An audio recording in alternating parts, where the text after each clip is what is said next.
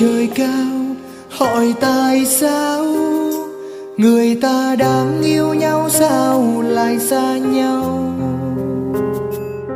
Lắm lúc bên nhau em bỏ mặc anh đi quá vội, buồn đau theo anh cứ thế dần trôi. Anh biết em xa anh chẳng phải người ấy, làm em quên tên anh vội vàng trong phút giây. Trong ánh mắt em còn lại gì, đọng lại những anh hiểu và thấy.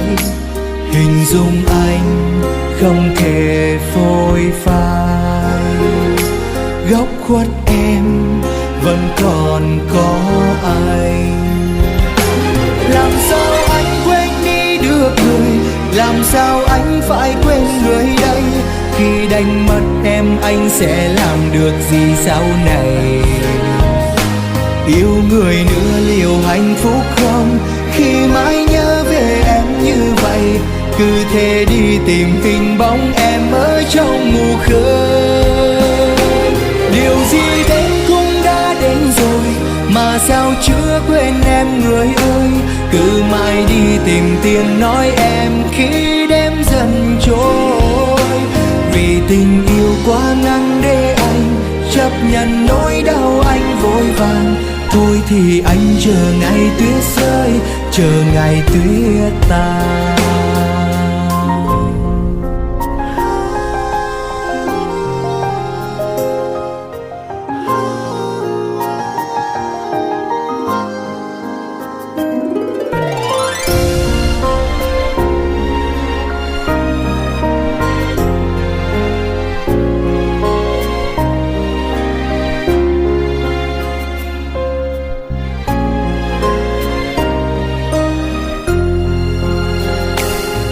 Anh biết em xa anh chẳng phải người ơi, làm em quên tên anh vội vàng trong phút giây.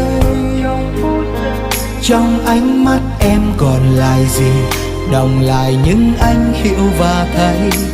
Hình dung anh không thể phôi phai, góc khuất em vẫn còn có.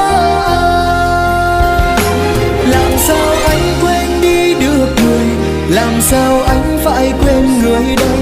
Khi đánh mất em anh sẽ làm được gì sau này. Yêu người nữa liệu hạnh phúc không, khi mãi nhớ về em như vậy. Cứ thế đi tìm hình bóng em ở trong mù khơi. Điều gì đến cũng đã đến rồi, mà sao chưa quên em người ơi. Cứ mãi đi tìm tiếng nói em khi đêm dần trôi. Vì tình yêu quá ngắn để anh chấp nhận nỗi đau anh vội vàng. Thôi thì anh chờ ngày tuyết rơi, chờ ngày tuyết tan. Làm sao anh quên đi, quên được em bây giờ. Em đi rồi, anh phải làm gì đây. Yêu người nữa sao hạnh phúc không, khi mãi nghĩ về em.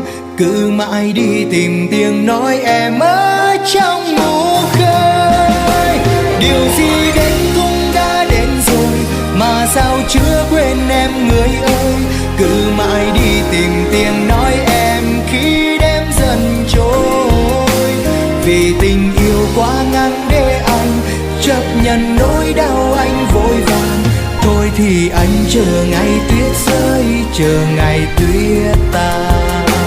Thôi thì ta chờ ngày tuyết rơi, chờ ngày tuyết tan.